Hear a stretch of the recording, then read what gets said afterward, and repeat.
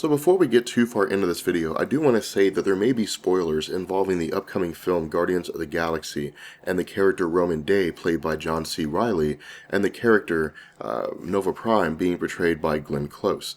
What I also want to let you guys know is that I've split this video into two categories. The first is a discussion on Richard Ryder, and the second is a discussion on the Nova Corps. So Richard Ryder is introduced to us in Nova issue number 1 that came out in September of 1976, and he is the creation of Marv Wolfman and John Buscema. And right off the bat, almost as soon as we're introduced to the character of Richard Ryder, we can almost immediately draw a parallel with him and Peter Parker. And this is actually not a coincidence.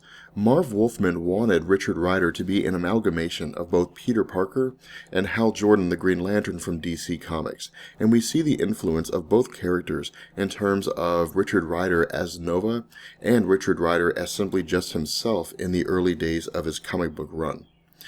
Along the same time that we're introduced to Richard Ryder, we also see a being heading towards the planet Earth in pursuit of a villain named Zor. And we know this individual is dying, but we also know that Zor had destroyed this individual's homeworld. But this individual, by virtue of the fact that he is dying, is unable to face Zor in one-on-one combat. And so he's looking for someone that he can channel his powers into that can take up his cause and defeat the villain Zor. Now, this is the difference between the Green Lantern, Hal Jordan, and Richard Ryder as Nova. In DC Comics, when the Green Lantern gains his abilities, when Hal Jordan is bestowed with the powers of the Lantern Corps, we see that the Ring chooses him because he is the best person suited for the role of the Green Lantern. With Richard Ryder, it's not that way. Richard Ryder is bestowed with these abilities at random. There's no selection process, he's not examined or inspected or anything along those lines. They're simply just bestowed on him in the hopes that he will use these powers for good instead of using these powers for evil. And we see that gamble pay off. We see that after a brief conversation between this being and Richard Ryder, that Richard Ryder undertakes the mantle of Nova and Nova Prime and begins a campaign as a street-level crime fighter. But over the course of the first issue, he rises through the ranks pretty fast. That is to say, he goes from fighting street-level villains to fighting Zor. But halfway through the fight with Zor, Zor is teleported away.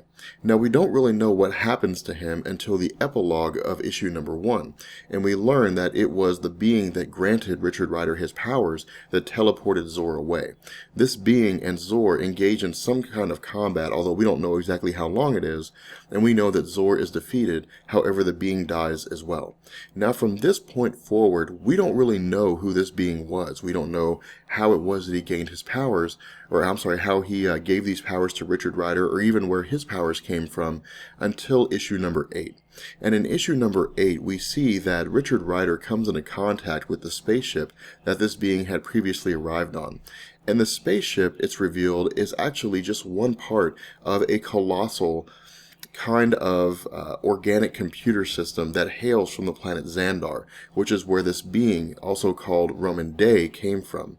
And we learned that this organic computer is referred to as the Xandarian world mind. And this is information that we pick up in the Fantastic Four issues number 206 to 214. We learn that this Xandarian world mind is a intelligent, evolving artificial intelligence that houses all of the experience and knowledge of every previous Xandarian that has ever existed, in addition to every member of the Nova Corps that has ever existed. Now, what we also see is that towards the end of the comics, in addition to Richard Ryder undertaking the challenge of facing foes like Diamond Head, in addition to the Sphinx, one of his most enduring foes, he also elevates from the realm of a earthbound superhero to a galactic superhero. By issue number 19 or 20, I think, we see that he is involved in a campaign to keep these scrolls from destroying what's left of the planet Xandar. And this is when we actually see what Xandar is left at. We see that Xandar has not been entirely destroyed, but is actually 4 domes that are interconnected using technological means. But we see that the scrolls are attempting to invade and destroy it. Now, of course, with the assistance of the Fantastic Four, Richard Ryder as Nova is able to propel the forces away and is able to save Xandar.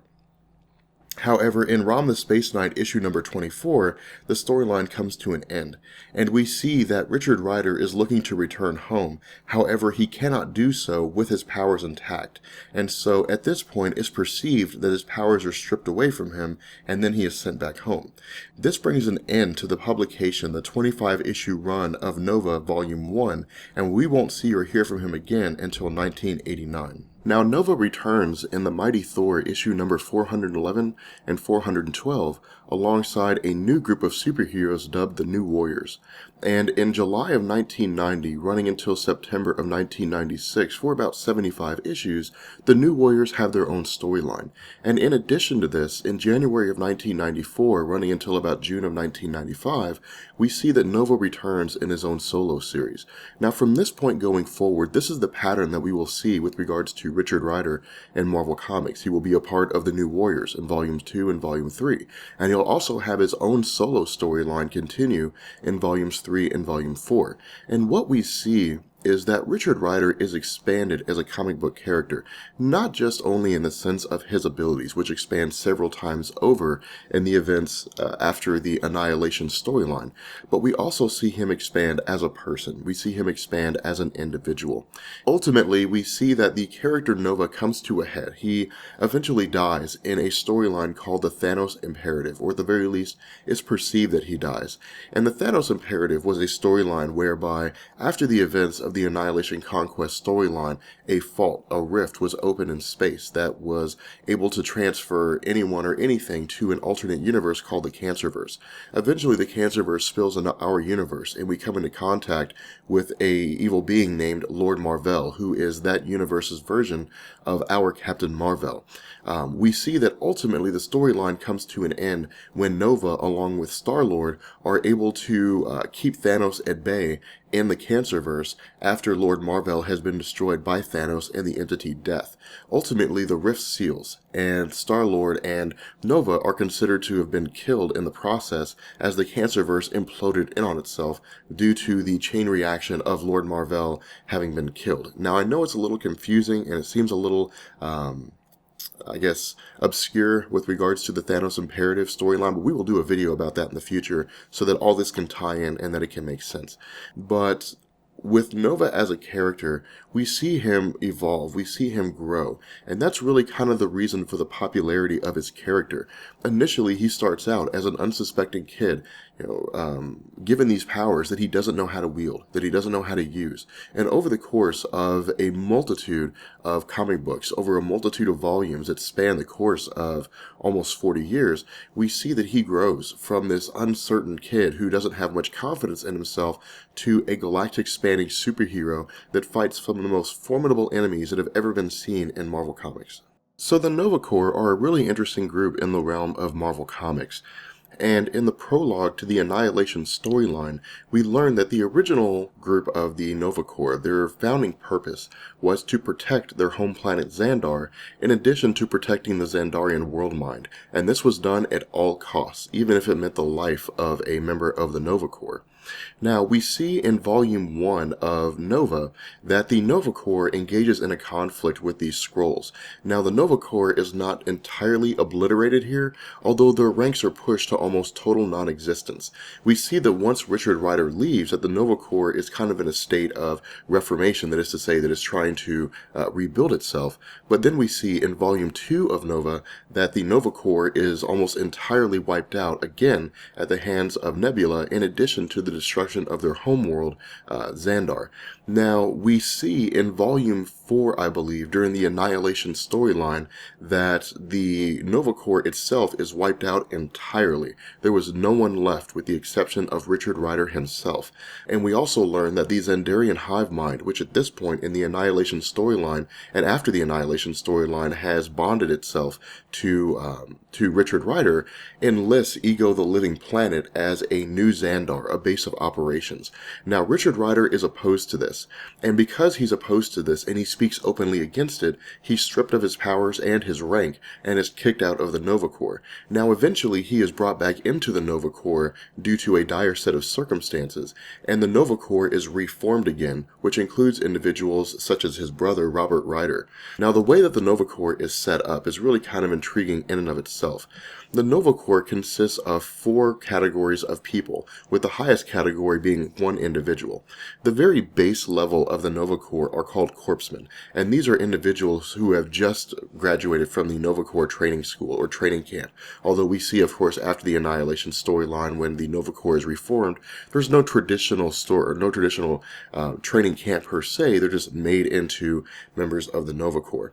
After that are Millennians, and Millennians have the ability to wield about 50% of the Nova Force power, where Corpsmen only have the ability to wield about 25%. Now these individuals cannot fly, but they are very, very good in terms of piloting vehicles. They simply just don't possess the ability to fly on their own.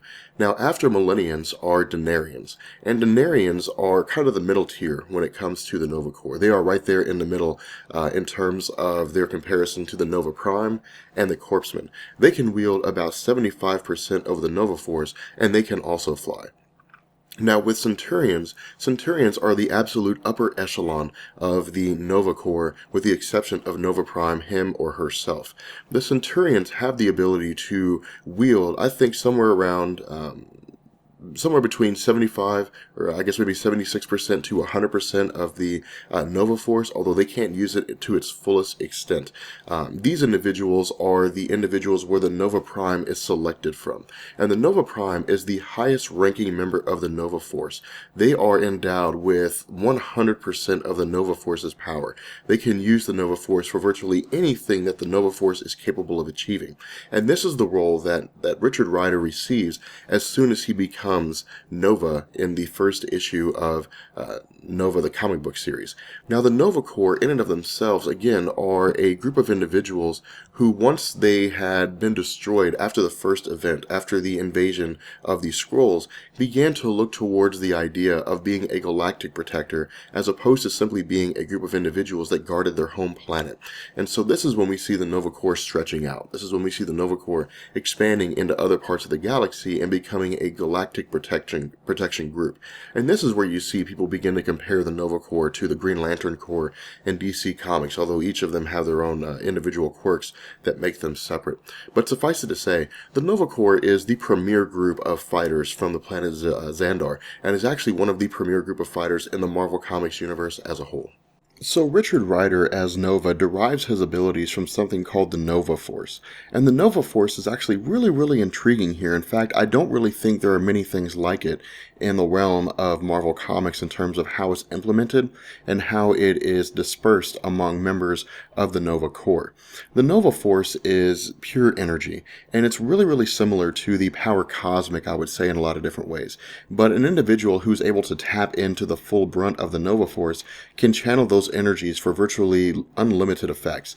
But most commonly, as we see Richard Ryder using them, they're used for things like opening stargates, traveling from one side of the universe to the other, using vast energy manipulation abilities to create disruptions in electromagnetic atmospheres, all different kinds of interesting things. But when it comes to the dispersion of the Nova Force, it's interesting the way that it's done. With the Nova Corps, you have the very lowest level, and that's a corpsman. That's a person who has just graduated from the academy, and they really don't have the ability to utilize as much of the Nova Force as anybody else. I think they can utilize about 1/4 of the power that the Nova Force represents. After that, you have Millennians, and Millennians are able to use about 50%. From there, you have Xandarians who can use 75%, and then you have Centurions who can use somewhere between 75% and 100%, although I would argue that it's probably somewhere right in between. Above them, and the highest ranking order of the Nova Corps, that is to say the highest ranking individual, is the Nova Prime. And the Nova Prime is the individual that has the power to wield all facets of the Nova Force. There's no limit to what it is they can do as long as it doesn't exceed the power of the Nova Force or what the Nova Force is capable of. This is the level that Richard Ryder achieves. This is the highest level that he is able to attain. And in fact, once he actually bonds with the Xandarian world mind after the events of the Annihilation storyline, he is the Nova Prime. And so there really is no limit to what he can do with the Nova Force. And we see him achieve a wide array of effects. We don't really see anything on the order of reality manipulation or anything of that sort. We really just kind of see him using the Nova Force for either concussive or destructive blasts, or to create wormholes to travel from one side of the galaxy to the other, because his role is really more of a defensive role. It's offensive in the instance of fighting forces. Let's say, for example, when he goes against the Phalanx, when the Phalanx invade the Kree Empire. But for the most part, he's usually always defending one group of people against some kind of invading force. And so for this reason, we don't see him tap into the full potential of what it is that the Nova Force is capable of. And I don't think there's anyone who's ever been able to demonstrate anything beyond what it was that Richard Ryder was able to do with the Nova Force itself. So I'm curious to see how the Nova Corps is going to be depicted in the Guardians of the Galaxy film, and there's really only a couple characters that I'm curious about. The first, of course, is Roman Day, which is being played by John C. Reilly. And as we've talked about, Roman Day was the character that the Nova Corps Centurion that gave Richard Ryder his powers in the first place.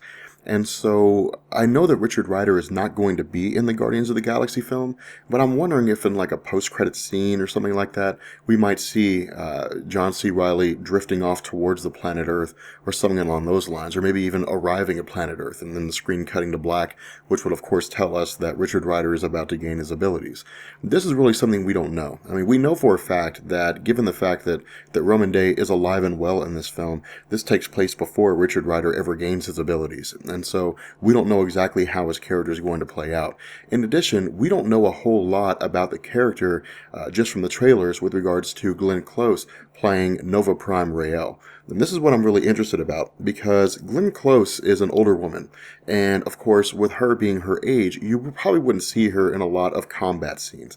I really couldn't imagine Glenn Close wielding a sword or, wielding some kind of crazy, Nova Force powers and destroying people. So I'm really curious to see if she's going to play more of a diplomatic role or more of like a spiritual leader, and if she will essentially take on the role of the Nova Prime, in addition to kind of being the Marvel Cinematic Universe's version of the Xandarian world mind. I'm not really sure how that's going to play out. It would make sense that she would play the world mind in addition to the Nova Prime, because in the comics, the world mind is like the spiritual leader in addition to the overall kind of ruling member of the Nova Corps and of the planet Xandar. So it'd be interesting to see how this kind of thing plays out. I will say that if she is the Nova Prime and she's not actually fighting, it seems like kind of a waste, because in virtually every version of the Nova Prime that we have seen, we've always seen them take up arms, and they're always the first ones on the line when it comes to fighting a foe that requires their attention. So I don't know how this is going to play out, but I think it will be interesting. With that being said, I'm going to bring this video to an end, and don't forget to offer your questions and your suggestions for next week's Marvel Request Monday. I will catch you guys later. Peace. If you think of jazz as a huge mosaic with all these different cultures represented,